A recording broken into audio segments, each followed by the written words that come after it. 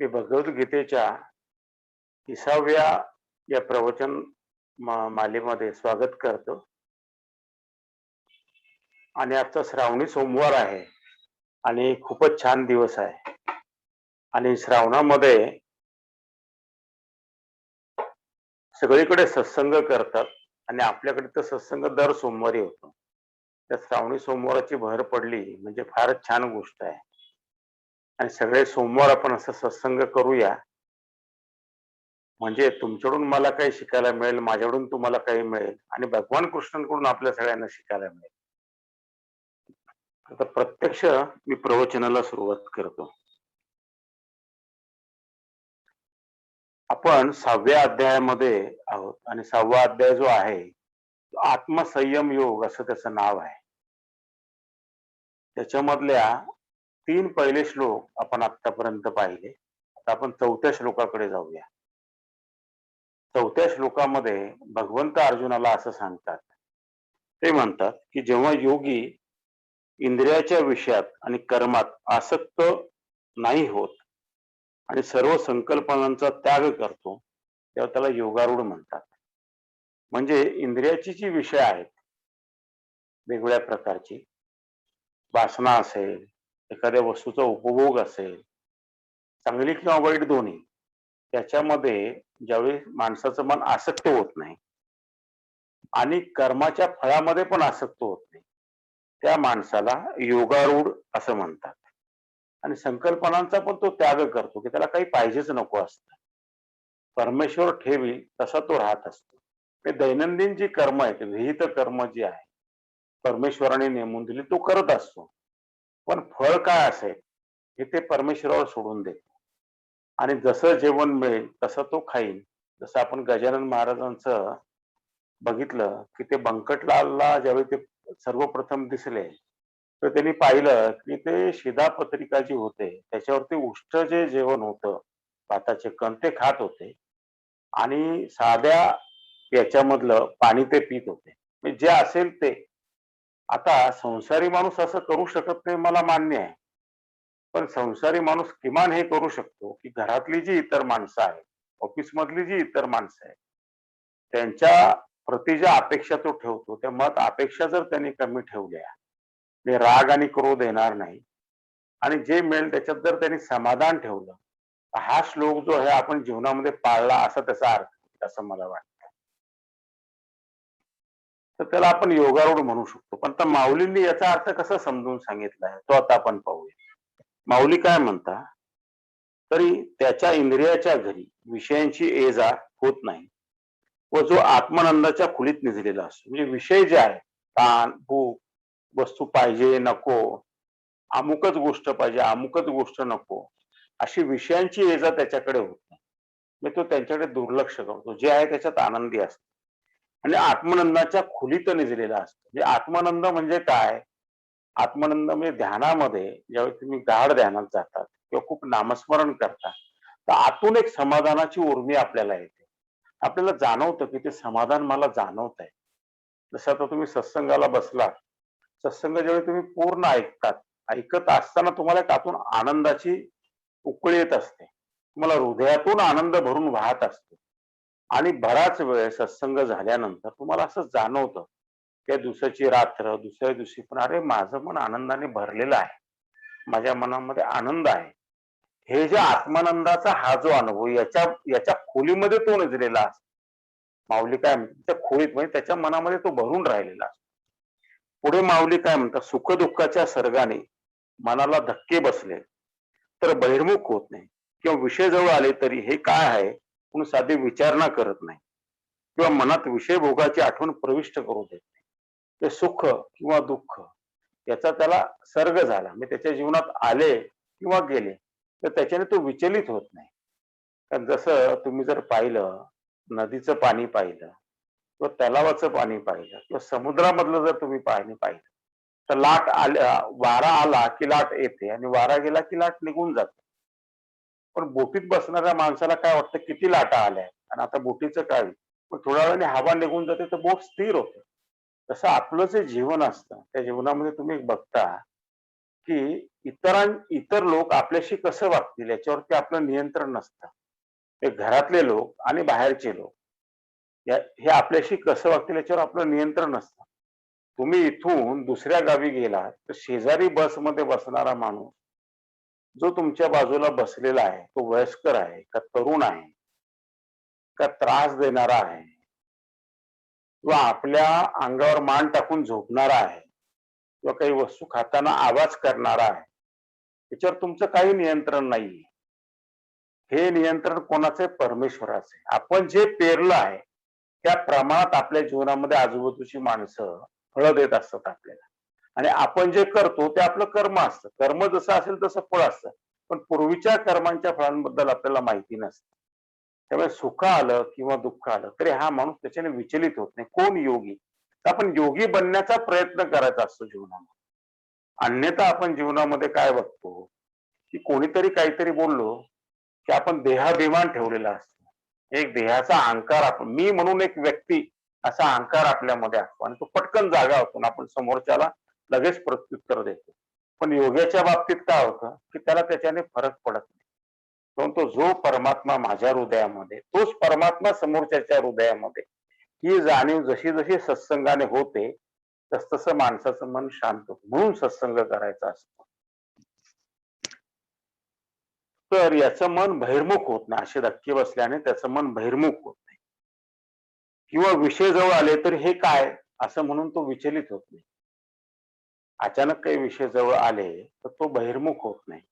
दुसरं, किंवा मनात विषय भोगाची आठवण प्रविष्ट करू देत नाही. तर मन काय असं नेहमी चंचल असतं. ते विषय भोगामध्ये रमलेलं असतं. सातत्याने त्याला काहीतरी भोगायला हवं असतं. म्हणजे काय होतं की मन जे आहे ना ते नेहमी साध्या आणि सोप्या गोष्टींकडे जातं. सदैव तुम्ही बघा, तुम्ही जर स्वतःच्या मनाचा अभ्यास केला शांत चित्ताने, तुमच्या लक्षात येतं, अरे मन आता इथे होतं, इथून त्या मावशीकडे गेलं, मग त्या मावशीचा स्वभाव आठवला, त्या मावशीकडून मग ते तिकडे गेलं, मग ती घटना आठवली. असं मन नेहमी फिरत असतं. ज्यावेळी आपण मनाचा अभ्यास करायला लागतो तर आपल्या असं लक्षात येतं की आपलं मन हळूहळू स्थिर होतं. ते का स्थिर होतं? तर तुम्ही त्याचा अभ्यास करता आणि अभ्यास केल्यावर कळतं की सतत भटकताय. तुम्हाला जर एखाद्या माणसाचा स्वभाव जाणून घ्यायचा असेल ना, तर एक छोटी युक्ती असते. तुम्ही काहीच बोलू नका.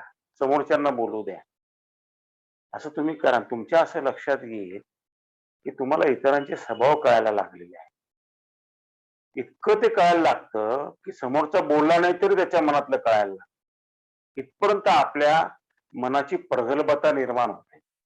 माझे एक मित्र आहे, तर त्यांना मी एकदा शंकर महाराजांवरती त्यांच्या एका शिष्याने लिहिलेलं पुस्तक दिलं. तुम्ही पण ते पुस्तक जरूर वाचा. आता मी सांगत असताना तुमच्यापैकी ज्यांनी वाचलं नसेल, काहींनी वाचलंय मला नक्की माहिती आहे. तुम्ही ते लिहून घ्या. त्या पुस्तकाचं नाव आहे साद देती हिमशिखरे. आणि पुण्याच्या शंकर महाराजांच्या मठामध्ये पण ते मिळतं आणि ऑनलाईन पण ते उपलब्ध असेल. तर त्या पुस्तकामध्ये प्रधान साहेब जे आहेत शंकर महाराजांचे शिष्य, तर महाराजांनी लिहिलेला सांगितलेला उपदेश त्यांनी त्याच्यामध्ये सांगितलाय. ते काय म्हणतात की मनाचा आपण अभ्यास करावा आणि मनाचा ज्यावेळी आपण अभ्यास करतो तर मन कसं बहिर्मुख होत आहे हे आपल्याला कळायला लागतं आणि मग ते मन सतत जे अशांत राहतं ते शांत व्हायला लागतं. तर माझ्या एका मित्राला, त्याला मुळातच देवाची आवड होती आणि तो पुण्यात्मा आहे म्हणजे, आणि तो लोकांना ज्योतिष्य पण चांगल्यापैकी सांगत असे. तर त्याला ते मी पुस्तक दिलं आणि त्याने ते चांगलं वाचलं. मग काही एखाद दीड महिन्याने आम्ही दोघं भेटलो. तर तो मला म्हणाला, मी त्या पुस्तकात जे संदेश दिलेला आहे की मनाचा अभ्यास करावा, तर मी खूपच अभ्यास केला. त्याची गंमत अशी झाली की माझ्या ऑफिसमध्ये गेलो आणि 2 टेबल सोडून एक बाई बसतात म्हणे आमच्या ऑफिसमध्ये. तर त्या बाईंच्या मनात काय मला कळायला लागलं म्हणे. आता त्यांच्या मनात काय विचार चालू आहे मला कळायला लागलं म्हणे. तर तो म्हणे इतकं माझं मन प्रगल्भ झालं. याच्यावरती एक मराठीमध्ये सिनेमा पण आहे. मला त्याचं नाव आठवत नाही. अरे बाई अरेच्चा असं काहीतरी त्या सिनेमाचं नाव आहे. आणि तो फार सुंदर सिनेमा आहे. कोकणामध्ये त्या सिनेमातला हिरो जातो आणि ती देवी त्याला एक सिद्धी देऊन टाकते की दुसऱ्याच्या मनातलं कळेल आणि विशेषतः महिलांच्या मनातलं कळेल. आणि फार छान सुंदर तो सिनेमा रंगवलाय. तुम्हाला जमलं तर जरूर बघा. पण मी तुम्हाला अजून एक गोष्ट सांगतो की सिद्धींच्या मागे लागायचं नाही. आपण साधना करतो, परमेश्वरा तू साधना करून घेतो माझ्याकडून, तू ठेवशील तसं मी राहीन. सिद्धींच्या मागे लागला रे लागला की माणूस अडकला म्हणूनच समजायचं. तर पुढे जाऊया आपण. पुढे माऊली असं म्हणतात, इंद्रिये कर्माचरणाच्या ठिकाणी रममाण झाली असता त्याच्या अंतःकरणात कधी फलाशीची आसक्ती निर्माण होते. ते काय सांगतात, ही जी इंद्रिय हात, पाय, जीभ, कान, नाक, डोळे सतत काहीतरी काम करत असतात. कान काहीतरी ऐकतात, डोळे काहीतरी बघतात, जीभ काहीतरी बोलत असतात, हात काहीतरी काम करत असतात आणि पाय पण काहीतरी काम करत असतात.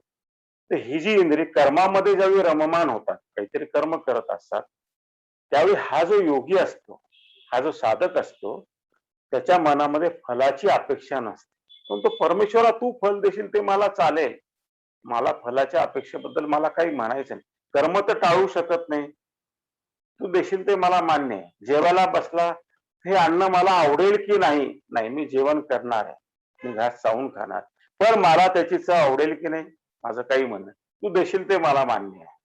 स्वयंपाक बनवला, तू स्वयंपाक करून घेशील ते मला मान्य आहे. ऑफिसमध्ये गेला, आज 4 तासाच्या आत प्रोजेक्ट रिपोर्ट तयार झाला पाहिजे अशी ताकीद मिळाली. मी सगळे प्रयत्न करतो आणि प्रथम प्राधान्य काम मी करेन. त्या हिशोबाने मी काम करायला बसलोय आता. परमेश्वरा तू पाहून घे पुढचं. म्हणजे फलाची अपेक्षा ठेवत नाही. जो फलाची अपेक्षा ठेवत नाही तोच खरा कर्म संन्यासी. हे मागच्या श्लोकांमध्ये आपण पाहिलंय. भगवे कपडे घालतो तो संन्यासी नव्हे. खरा संन्यासी कोण? जो फलाची अपेक्षा न ठेवता कर्म करतो तो खरा कर्म संन्यासी. हे गीतेमधलं प्रसिद्ध वाक्य आणि हे जीवनाचं खरं सत्य आणि खरं रहस्य आहे. ज्याला गीता कळून घ्यायची त्यांनी पक्क लक्षात ठेवायचं. कर्म संन्यास म्हणजे काय? फळाची अपेक्षा न ठेवता कर्म करणे, तो खरा संन्यास आहे. आणि गुरुगीतेमध्ये पण भगवान शंकरांनी पार्वतीला सांगितलंय की भगवे कपडे घालतो तो संन्यासी असं तू समजू नकोस. खरा संन्यासी कोण आहे असं त्यांनी पण तिथे उदाहरण दिलेलं आहे. मी तुम्हालाही वारंवार सांगतो. आणि असं ज्यावेळी तुम्ही करता, तर त्या कर्माचं तुम्हाला, त्या कर्माचे जी वाईट फळं असतात ती तुम्हाला लागत नाही. तुमचं कर्म फार शुद्ध राहतं. हे त्यातलं दुसरं रहस्य आहे. म्हणून गीता ऐकायची असते. तर भगवंत कृष्णांना अर्जुनाला युद्ध करायला लावायचं होतं. पण इतरांना तो मारणार होता, पण त्याची वाईट फळं त्याला द्यायची नव्हती. आणि म्हणून गीता सांगण्यात आली.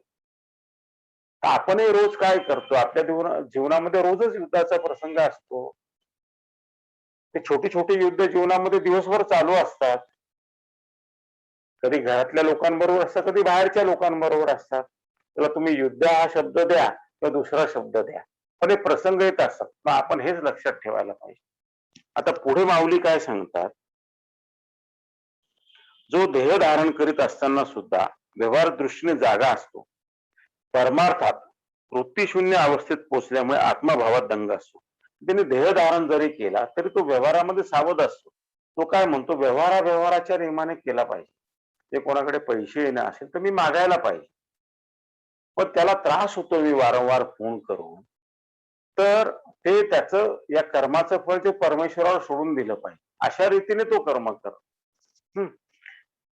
परमार्थात वृत्तीशून्य अवस्थेत पोहोचल्यामुळे आत्मभावात, आणि तो काय विचार करतो, मी तर परमार्थ करणारा माणूस, व्यवहार तर मला करायलाच पाहिजे. मी ऑफिसमध्ये नाही गेलो तर माझ्या घरात पैसे कसे येतील? मी व्यवसाय नाही केला तर माझ्या घरात पैसे कसे येतील? गृहिणी असेल तर ती म्हणते, मला सकाळपासून संध्याकाळपर्यंतची कामं करणं भाग आहे. मला ज्या ज्या वेळी मिळेल त्यावेळी मी ध्यान साधणं आणि नामस्मरण तर करणारच आहे. मी माझं कर्म करायला पाहिजे.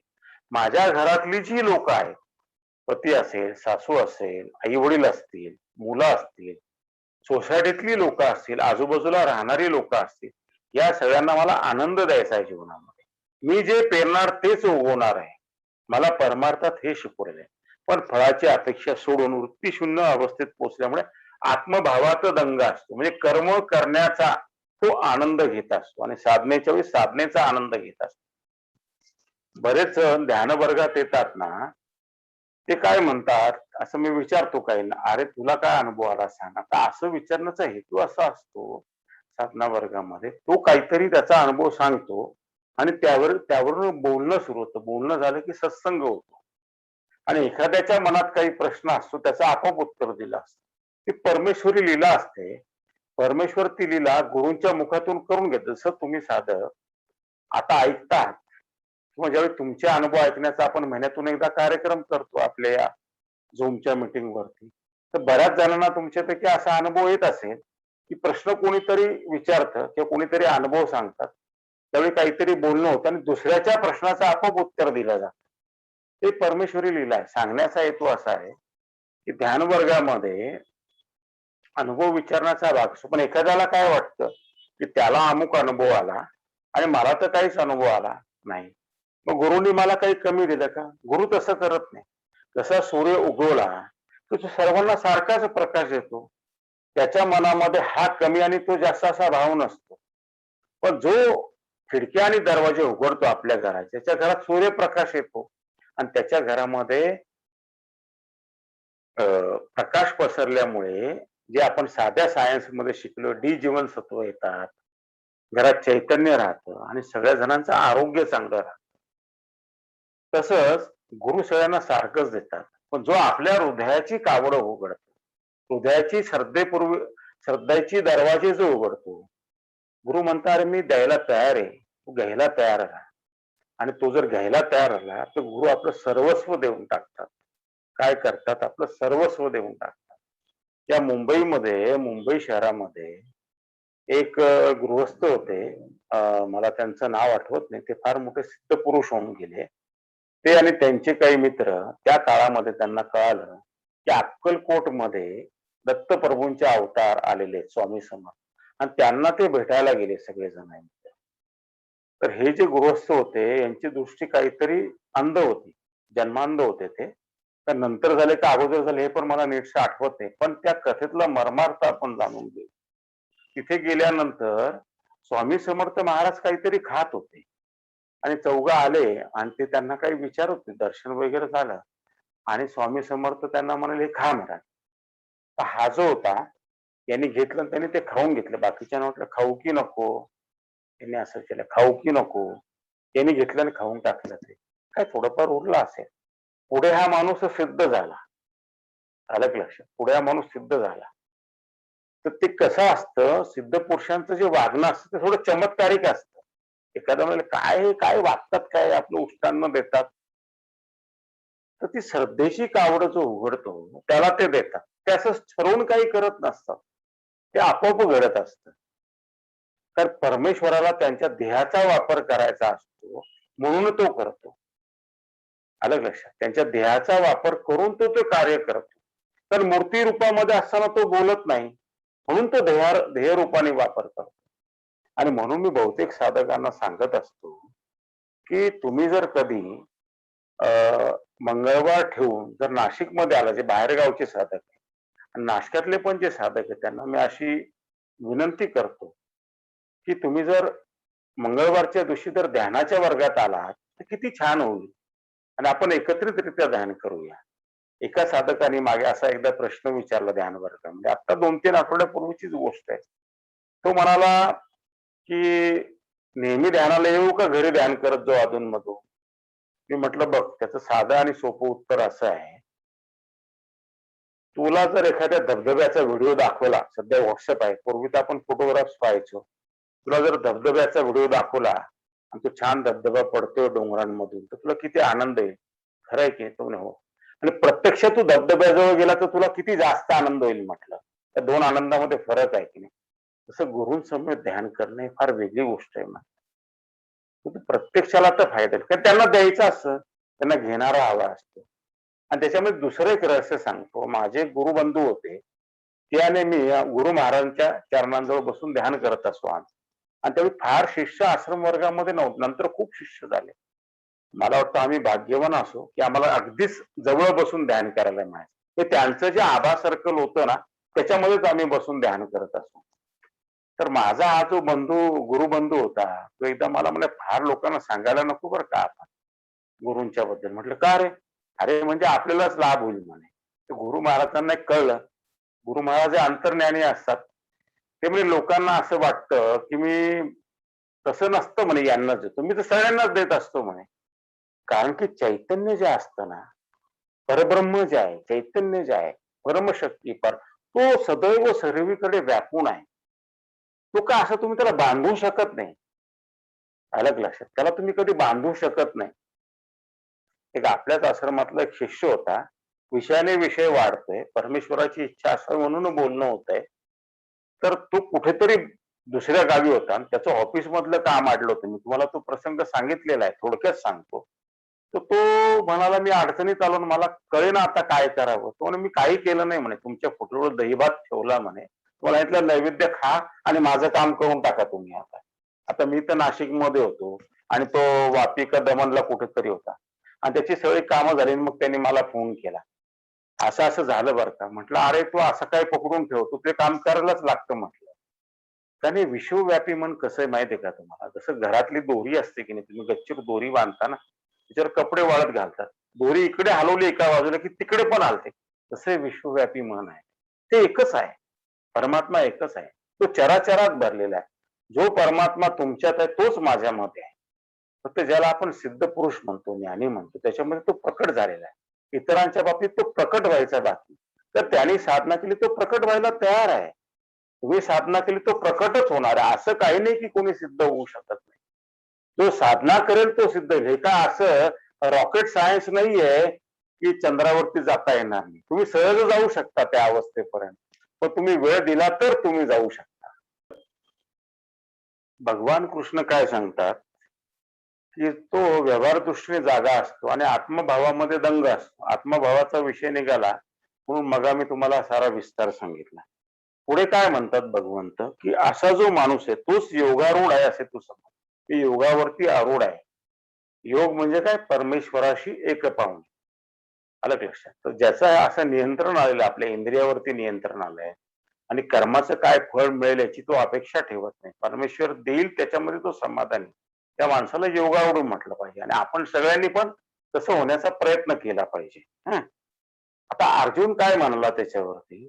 अर्जुन म्हणाला, "हे अनंता, की योगारूढाची लक्षणं ऐकत असताना मला आश्चर्य वाटते, की एवढी मोठी योग्यता यांना कोणी दिली? ही जी योगारूढ माणसाची तू लक्षणं सांगितली, तर एवढी मोठी योग्यता यांना कोणी दिलेली?" असं त्यांनी प्रश्न विचारला भगवंतांना. तर भगवान कृष्ण असं म्हणतात पुढच्या श्लोकामध्ये, ते म्हणतात, "आत्म्याच्या मदतीने उद्धार करावा. स्वतःचा उद्धार करावा आत्म्याच्या मदतीने. आत्म्याला अधोगतीला नेऊ नये. आपल्या आत्म्याला आपण अधोगतीला नेऊ नये. कारण तसे केले तर आपणच आपले मित्र आहोत आणि नाही केले तर आपणच आपले शत्रू आहोत." ते काय म्हणतात, की आत्मा आहे. म्हणजे आता आपलं शरीर कसं बनलंय ते तुम्ही लक्षात घ्या पहिल्यांदा. ज्यावेळी एका आईच्या उदरामध्ये एक बाळ तयार होत असताना, तर वरच्या लोकामध्ये हे निर्णय होतो. परमेश्वरी लोकामध्ये वर जी 6 लोक आहेत त्याच्यामध्ये निर्णय होतो. काय निर्णय होतो? की एक बालक असं म्हणतो, की या व्यक्तीला मी माझी आई निवडली आणि मला त्यांचं काहीतरी देणं आहे. मी त्या घरामध्ये जन्म घेतो आता. आणि त्या आईने जो पती निवडलेला असतो, तो त्याचे वडील होतात. हा पक्का नियम आहे. आणि ते बाळ ज्यावेळी गर्भधारणा होते, ते बाळ, तो आत्मा त्या गर्भामध्ये प्रवेश करतो आणि मग त्या मातेला ती डोहाळे लागायला सुरुवात होते. त्याचे ज्या आवडी-निवडी असतात, त्या डोहाळे लागतात. हे आपल्याला सगळ्यांना माहिती आहे. ते प्रत्यक्षामध्ये असं होतं. आता पुढे काय होतं माहितीये का? की बाळ जन्माला येतं, तो मोठा होतो. पण शरीरामध्ये काय होत असतं, की आत्मा जो आहे, याच्यानंतर असते बुद्धी आणि बुद्धीनंतर असतं मन आणि मनानंतर असतात इंद्रिय. तर आत्मा जो आहे त्याच्यावरती अनेक आवरणं असतात. अनेक जन्मांची जी काही कर्म केली त्याची चांगली वाईट आवरणं त्या आत्म्यावरती असतात. तर परमेश्वर काय म्हणतात, की आत्मा शुद्ध आणि नित्य भाव आहे. आत्मा म्हणजेच परमात्मा. हे गूढ रहस्य तुम्ही समजून घ्या. आत्मा हाच परमात्मा आहे आणि तो प्रत्येकामध्ये फक्त तो झाकोळलेला आहे. जसं कंदिलाची काच ही झाकोळलेली असते म्हणून आतला प्रकाश बाहेर पडत नाही. तर ते काय म्हणतात, की आत्म्याच्या मदतीने उद्धार कर. की आपण चांगली कर्म करावी बुद्धीला अनुसरून, इंद्रियांना अनुसरून, मनाला अनुसरून आत्म्याच्या मदतीने चांगली कर्म करावी. वाईट कर्म तुम्ही करू नका. तुम्ही स्वतःचा उद्धार करून घ्या. कारण अर्जुनाने काय विचारलं, की यांना योग्यता कोणी दिली? त्यांना योग्यता कोण देतं? ते स्वतः स्वतःचा उद्धार करतात. आणि एखादा वाईट वागत राहिला तर तो काय करेल? स्वतःचा उद्धार न करता अधोगतीला जाईल. हे त्यांनी त्याचं रहस्य सांगितलं. म्हणजे तुम्ही काय करायचं किंवा मी काय करायचं? तर मनावर नियंत्रण ठेवायचं. आपण ते ठेवलं आणि साधना आणि दैनंदिन कर्म व्यवस्थित केले की आपला उद्धार होणारच आहे. साधं सरळ रूप त्याचं उत्तर आहे. पण हे मन चंचल आहे. तिकडे-तिकडे पळत असतं. परत त्याच्यावरती नियंत्रण आणायचं. आता याचा माऊलींनी विस्तार कसा केला आहे अनेक श्लोकांमध्ये. माऊली असं म्हणतात, तेव्हा श्रीकृष्ण हसून म्हणाले, तुझे बोलणे चमत्कारिक आहे. त्या अर्जुनाला म्हणा, अरे या अद्वैत स्थितीत कोणाकडून कोणाला काय देणे घडेल, ही अद्वैत अवस्था असते. योगी पुरुषांची अवस्था कशी अद्वैत आहे. ते म्हणतात माझ्या हृदयात जो परमेश्वर आहे तोच परमेश्वर दुसऱ्याच्या हृदयात आहे. मग याच्यात आणि माझ्यात फरक काय? मी समोरच्याला नावं कशाला ठेवू, मी समोरच्याला त्रास कशाला देऊ? एकच आहोत आम्ही. हा जर भाव कोणाच्या मनात आला ना, तर तो पुण्यात्मा असं आपण समजायचं. आणि बरेच चांगले लोक असं वागतात बरं का. असं तर मला फार वेळा अनुभव आला इतर लोकांच्या बाबतीत. हं. जेव्हा भ्रांतीच्या अंथरुणावर गाढ अविद्येत पुरुष झोपलेला असतो, तेव्हाच त्याला जन्म मरणाची स्वप्ने पडू लागतात. आता दुसरं उदाहरण काय देतात माऊली, की एखाद्या माणसामध्ये अविद्या असेल. अविद्या म्हणजे अज्ञान. त्याला तुम्ही ऐकताय ज्ञान आहे, पण ज्याला हे ज्ञान नसतं त्याला अविद्या असते. म्हणजे ज्ञान नसलेल्या माणसाला असा अविद्या असलेला माणूस भ्रांतीच्या अंथरुणावर, भ्रांती त्या अंथरुणावर तो झोपलेला आहे. त्यांनी कल्पना केली भ्रांतीच्या अंथरुणावर तो झोपलेला आहे. मग त्याला असे वाईट स्वप्न पडतात जन्म मरणाची. हे करू का नको, ते करू का नको. त्याला चांगलं वाईट कळत नाही आणि म्हणून त्याच्याकडून वाईट कर्म होतात. असा माणूस अधोगतीला जातो असं ते म्हणतात. पण पुढे त्याला गुरुकृपेने, त्याच्यावर जर गुरुकृपा झाली काही कारणानं, त्याला पुढे गुरुकृपेने अकस्मात जागृती येते. तेव्हा सर्व स्वप्ने खोटी आहेत असे त्याला आपल्या स्वरूपाविषयी यथार्थ आणि सर्व काळ ज्ञान उत्पन्न होते. असा आत्मबोध त्याच्या स्वतःच्या ठाईच असतो. पण असा जो भ्रांती असलेला माणूस, अविद्या असलेला माणूस काहीतरी कारणामुळे गुरूंच्या संपर्कात आला, त्याच्या मित्रांनी सांगितलं, नातेवाईकांनी सांगितलं, कुठून तरी काही ऐकण्यात आलं, एखाद्या गुरूंच्या जवळ गेला आणि त्यांच्या सानिध्यात राहिला आणि त्याला मग विद्या मिळायला लागते. म्हणजे सत्संगाने त्याला हे खरं ज्ञान जे मिळायला लागतं, जे आपण आता ऐकतो आहे गीता रूपी, ते मिळायला लागले की मग त्याला कळायला लागतं तरी जीवन कसं जगायला पाहिजे, हे जीवन कसं जगायचं. आणि मग त्याची भ्रांती दूर होते आणि मग त्याला त्याचं खरं जे स्वरूप आहे, खरं स्वरूप काय, की मी एक आत्मा आहे, मी स्वतःच परमात्मा आहे. पण मी झाकला गेलेलो आहे. मला आता दूर करायला पाहिजे. आता मला चांगलीच कर्म करायला पाहिजे. मला साधना करायलाच पाहिजे. माझा संसार समोर मला परोपकार, प्रेम, दान धर्मही करायला पाहिजे. मला वाईट कर, हे त्याला कळतं आणि त्याचा उद्धार व्हायला सुरुवात. आणि मग परमात्मा प्रत्यक्ष त्याला मदत करायला आहे.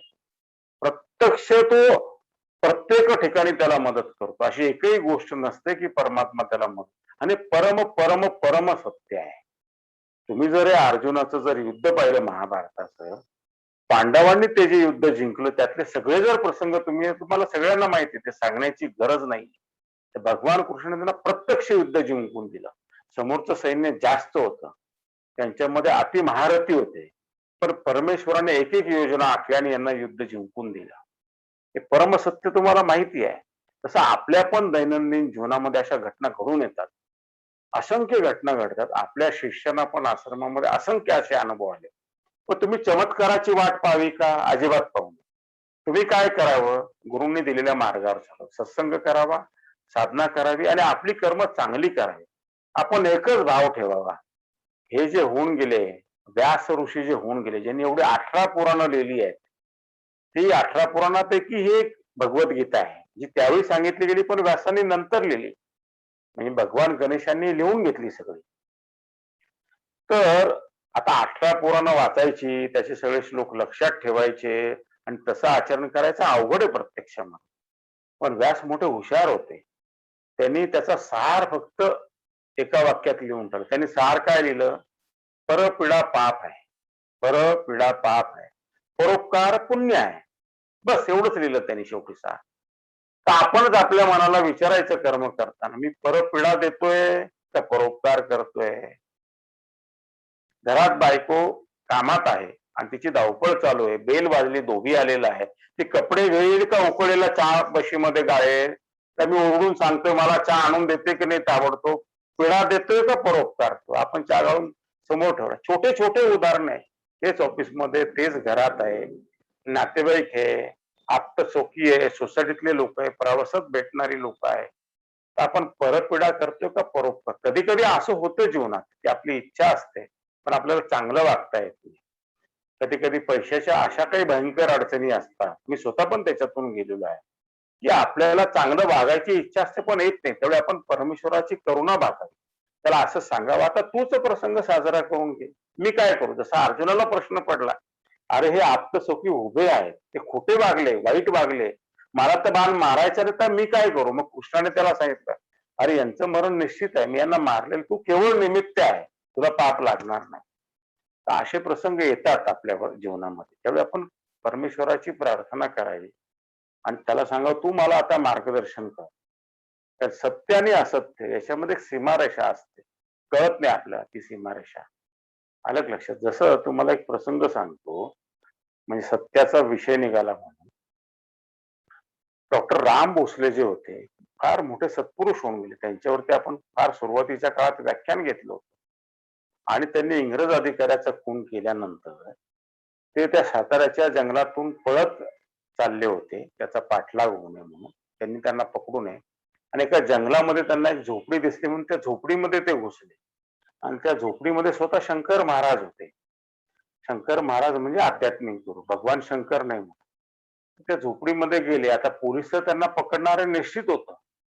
आता यांनी इंग्रज अधिकाऱ्याचा जो खून केला, तर तो इंग्रज अधिकारी खूप महिलांना त्रास देत होता आणि मी तुम्हाला शब्दात सांगू शकणार नाही, अशा रीतीने तो त्रास देत होता. ते शब्द मी बोलू शकत नाही आणि पोटतिडकीने त्यांनी त्याचा खून केला होता.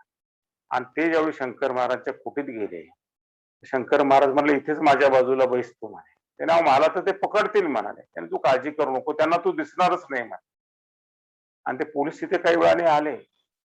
त्यांनी विचारलं, इथे कोणी आलं का? इथे कुठे कोणी दिसतंय का तुम्हाला म्हणाले. आणि मग त्या पोलिसांना तर काही दिसलं आणि ते निघून गेले.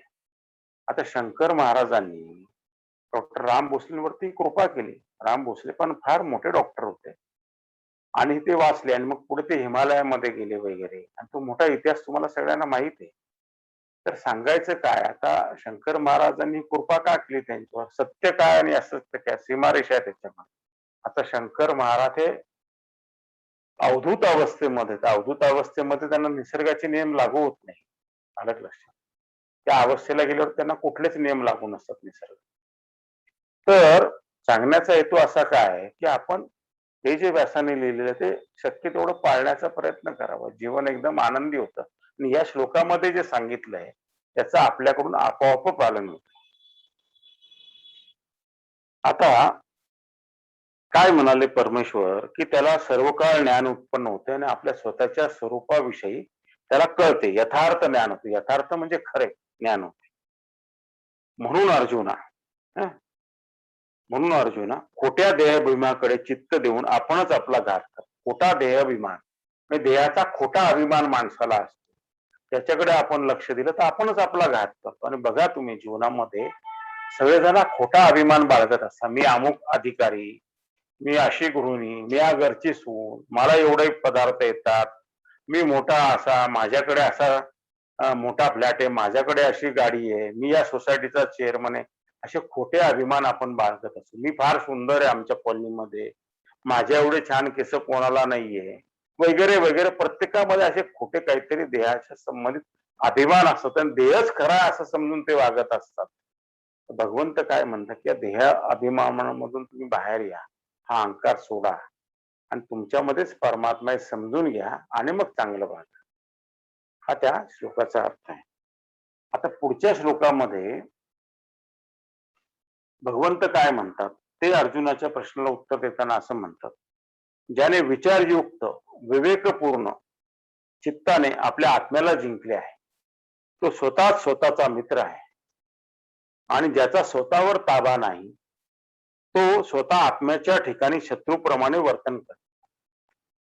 काय सुंदर वाक्य. विचारयुक्त, काय म्हणतात ते, विचारयुक्त, विवेकपूर्ण म्हणजे चांगला विचार करतायत आणि विवेकपूर्ण, विवेक म्हणजे चांगला विचार, चांगली बुद्धी, त्याला विवेक म्हणतात. चित्ताने, चित्त म्हणजे काय, ज्याच्यामध्ये मन पण आलं आणि बुद्धी पण आली, या दोघांच्या संगमाला चित्त म्हणतं. हृदय, मन आणि बुद्धी या संगमाला चित्त म्हटलं जातं. तो विवेकपूर्ण चित्ताने त्याने आत्म्याला जिंकले म्हणजे काय, तो चांगला वागतोय, चांगल्या रीतीने वर्तन करतोय. तो स्वतः स्वतःचा मित्र आहे. असं जो करत नाही तो स्वतः स्वतःचा शत्रू आहे.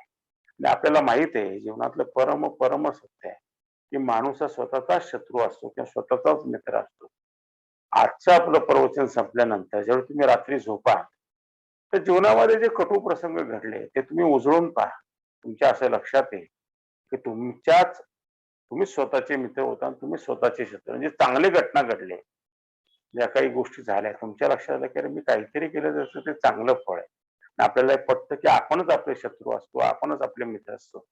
परंतु जीवनामध्ये ज्यावेळी अपयश येतं त्यावेळी माणूस त्या अपयशाचं खापर दुसऱ्यावर फोडायचा नेहमी प्रयत्न करतो. ते खरंच चुकीचं आहे.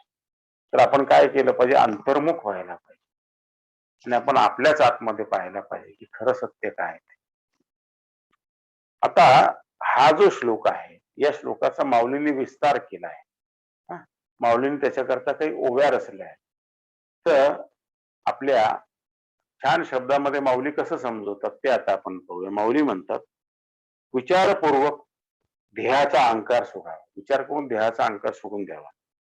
मग आपले मूळ स्वरूप असलेले ब्रह्मरूप होऊन जावे. आपलं जे मूळ स्वरूप आहे तसं आपण ब्रह्मरूप होऊन जावे. तरच आपण आपले सहजपणाने कल्याण केल्यासारखे. बरोबर आहे. पुढे ते काय म्हणतात, नाही तर शरीराच्या सौंदर्याला भुलून हा ध्येयाच्या ठिकाणी आत्मबुद्धी ठेवतो. तो स्वतःभोवती कोश करून त्यात राहणाऱ्या किड्याप्रमाणेच आपणच आपला शत्रू. ते रेशीम किडा कसा असतो, तो स्वतःभोवती रेशीम गुंफत जातो, एकदा त्याच्यातच आपला ध्येय सोडून देतो. समोरच्याला रेशीम मिळतं पण स्वतः त्याचा प्राण जातो.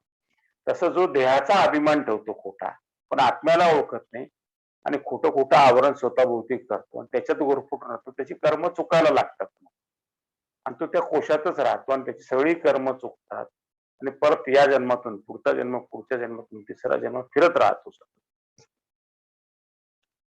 तर त्याचं ते उदाहरण कसं देतात बघा. ते काय म्हणतात, धनलाभाची संधी आली असताना दुर्भाग्याला आंधळेपणाचे डोळे सुचतात आणि पुढे आलेला द्रव्य संचय उघडपणे असला तरी आपले डोळे झाकून तो द्रव्य संचय दुर्लक्षून जातो.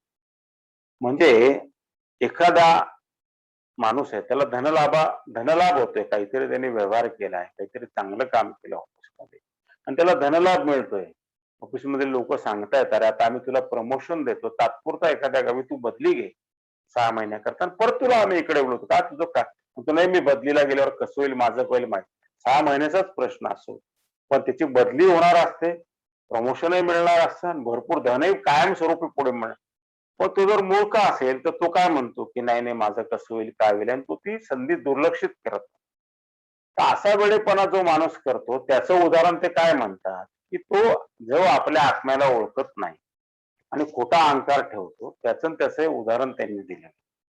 हा, अजून ते दुसरं उदाहरण काय देतात, कोणा एका मनुष्याने वेडेपणाच्या भरात अरे मी हा नव्हे मी हरवलो आहे, हा मला कोणीतरी चोरले आहे, असा खोटा ध्यास घेऊन बडबडत राहावे.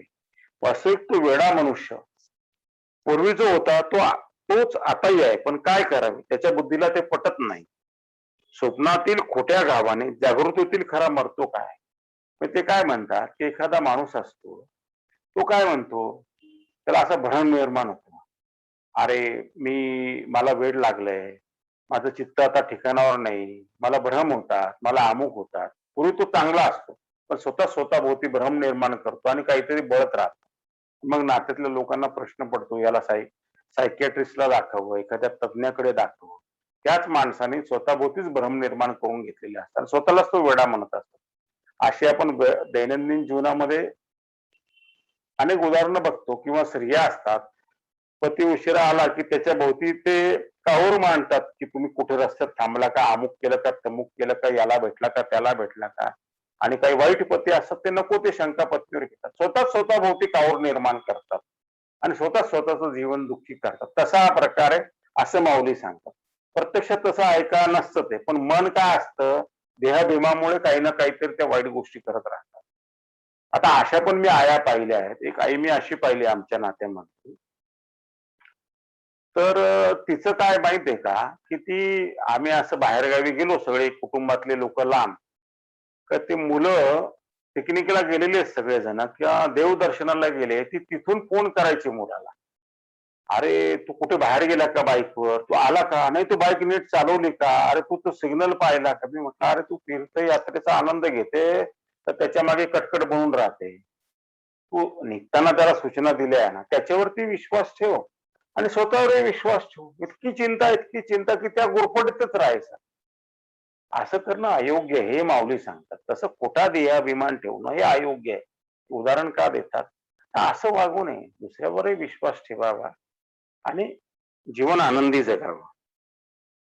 पुढे ते काय म्हणतात, स्वप्नातील खोट्या गावाने जागृतीतील खरोखर मरतो काय? म्हणजे एखादा माणूस आहे, तो रात्री झोपला आणि त्याला स्वप्न पडला. त्यांनी स्वप्नात पाहिलं की कोणीतरी त्याच्यावरती घाव घालतंय, तर त्याला मारतंय छडीने.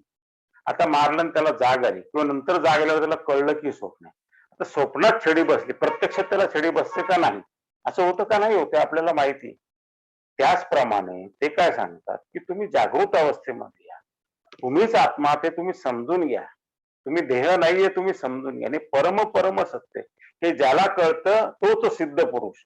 असं जरी मी तुम्हाला सांगितलं, माऊलींनी जरी तुम्हाला सांगितलं, भगवान कृष्णांनी जरी सांगितलं, तरी हे प्रत्यक्ष कळण्याचा एकमेव मार्ग म्हणजे तुम्ही साधना करा, असं मी तुम्हाला सांगितलं. खरा ते कळण्याचा मार्ग काय की तुम्ही साधना करा. तसं पूर्वी पण मी तुम्हाला सांगितलं की एखाद्या मुलीला, लग्न झालेल्या मुलीने किती विचारला तुम्हाला एखाद्या आईला प्रश्न, की प्रसूतीच्या वेळी ज्या वेदना होतात किंवा गर्भारपण आल्यावर काय काय होतं, डोळे कसे लागतात, पोटात काय हालचाल होते, ते बाळ लाथ मारतं म्हणजे नेमकं काय होतं, किती त्रास. तर ती आई काय सांगेल तिला, अगं बाई तुला ज्यावेळी गर्भारपण येईल ना, तुला अनुभव येतील, मी किती वर्णन केलं तरी तुला कळणार नाही ते. तसं हे आहे की तुम्ही प्रत्यक्ष साधना करा आणि तुम्हाला सारे अनुभव येतील, माऊली जे सांगतात हे मी तुम्हाला सांगतो आणि प्रत्यक्षामध्ये खरंय. आता माऊली पुढे अजून एक उदाहरण देतात, भ्रमित झालेल्या माणसाचं ते अजून एक उदाहरण देतात. ते काय सांगतात, पारधी पोपटाला पकडण्यासाठी एका नळीत दोरी ओवून त्याची दोन्ही टोके दोन्ही बाजूला बांधतो. पोपट त्या नळीवर बसला की त्याच्या अंगाच्या ओझ्याने ती पोकळनळी एका बाजूला फिरते, तरी पोपटाने उडून जावे हे योग्यच असते. परंतु तो उडत नाही. नळी सोडल्यास आपण खाली पडू अशी भीतियुक्त शंका त्याच्या मनात असते आणि उगीच मानेला वाकडी करून छातीचा संकोच करून नळीला आवरून धरतो आणि मी खरोखरच बांधला गेलो आहे या भ्रामक कल्पनेमध्ये सापडतो आणि मोकळा असलेला पायाचा चवडा त्या नळीमध्ये आधीच गुंतवून टाकतो.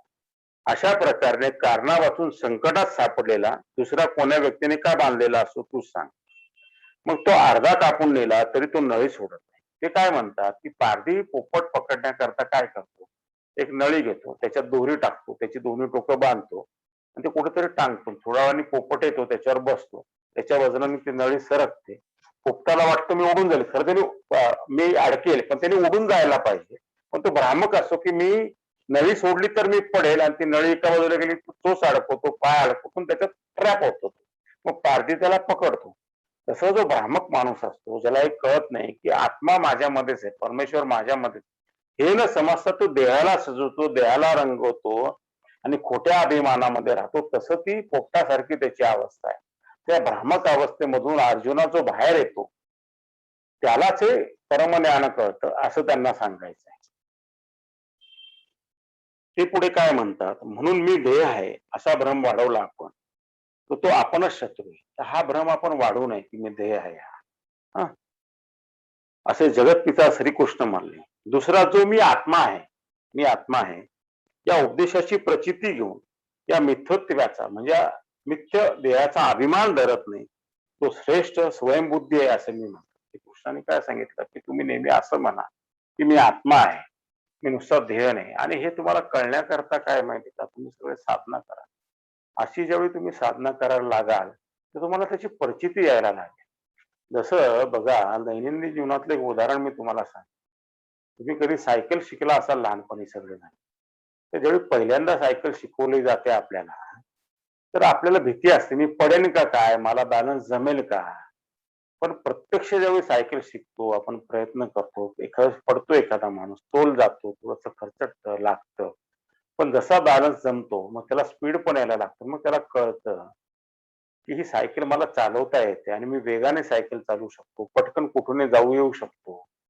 जे पायी अंतर जायला मला 1 तास लागायचं त्या अंतरात आम्ही 15 मिनिटांमध्ये जातो, हे त्याला कळतं. आणि मला हे सायकलचं साधन मिळालं हे मला बरं झालं, मला कोणीतरी शिकवलं बरं झालं. तसंही परमार्थाचं जे ज्ञान आहे, परमेश्वराचं जे ज्ञान आहे, परमेश्वराची जी प्राप्ती आहे, ही फार अवघड नाहीये. हे ज्ञान गुरूंनी दिलं सायकल सारखं. तर तुम्ही त्या सायकलवर बसायचा तर प्रयत्न केला पाहिजे की नाही? वेळ तर दिला पाहिजे की नाही? प्रयत्न केला पाहिजे की नाही? तर तुम्हाला ते मिळेल की नाही? तुम्ही प्रयत्नच नाही केला तर तुम्हाला मिळेल का? ते नाही मिळणार. जसं काल परवा त्या भालाफेकीमध्ये आपला तो भारताचा जो खेळाडू आहे चोप्रा, नीरज चोप्रा, त्याला ते पदक काय मिळालं? तर त्यांनी प्रयत्न केला. सातत्याने कास धरली आणि म्हणून त्याला मिळालं. देहरी खाटल्यावरी काही होत नाही जीवनामध्ये. मग जीवनात धन कमवायचं असो, गाडी बंगला घ्यायचा असो, काही असो, ते दुसऱ्याला आनंद द्यायचा असो किंवा परमार्थात प्रगती करायची असो, तुम्ही प्रयत्न केला तरच तुम्हाला ते मिळणार आहे. पण माझा अनुभव असा आहे आणि मला जे अनुभवायला येतं ते असं आहे की सर्वसाधारणपणे माणसं ही आळशी असतात. ते अनेक कारण सांगतात की मी साधनेला का नाही बसतो. अहो ते असं झालं, अहो ते तसं झालं, मग ते अमुक झालं, मग ते तमुक झालं. हे फार खोटं आहे. अर्धा तास पाऊण तास सगळ्यांना मिळतो. म्हणजे आपल्या देहाला चांगला व्यायाम देण्याकरता, शारीरिक व्यायाम करण्याकरताही तेवढा वेळ मिळतो आणि साधना करायला पण तेवढा वेळ. वेळ हा काढायचा असतो.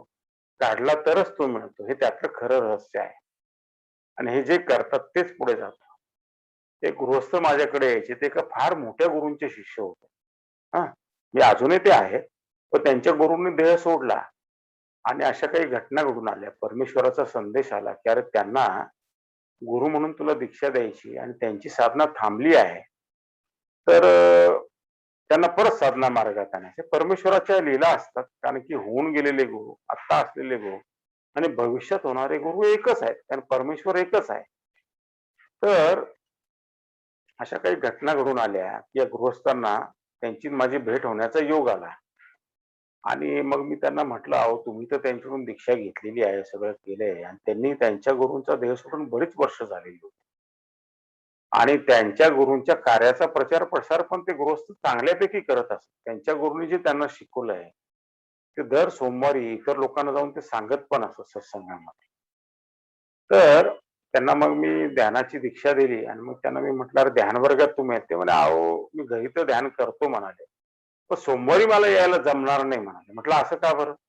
ते म्हणे, "अहो तिकडे जाऊन मला ते व्याख्यान द्यायचं असतं." म्हटलं, "ते खरं आहे." आता त्यांना काही परमेश्वराची पूर्ण प्राप्ती झालेली नव्हती. पण गुरूंनी जे काही व्याख्यानं दिली होती, त्याचा प्रचार करावा म्हणून ते करत असत. पण गुरूंनी त्यांना हयात असताना ते सांगितलेलं होतं. ते खरोखर चांगलं काम करत. पण त्यांच्या त्या अवस्थेतून पुढे नेण्याचं काम मला दिलेलं होतं. तर ते काम तर मला करणं गरजेचं भाग होतं. बरं सोमवारी सगळेजण ध्यानाच्या वर्गाला यायचे म्हणजे यांनी पण त्यावेळी येणं आवश्यक होतं.